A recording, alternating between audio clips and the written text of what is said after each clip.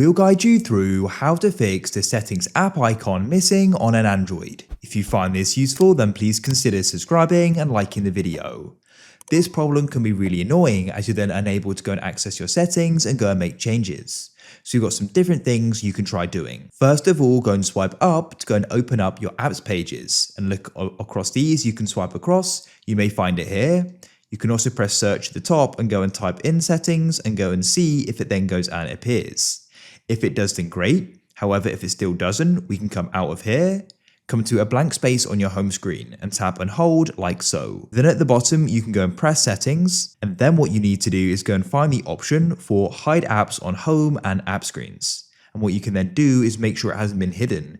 It has in this case, so I'll tap on it to remove it and press done. Then you can actually go and access your settings by pressing back here if you really need to get here. But if we go and swipe up now, we should then go and see the settings that we added back. As you can see, there it is. And you can search for the top if you still can't find it. And you can click on hold on it and add it to your home screen. If you found this useful, then leave a like.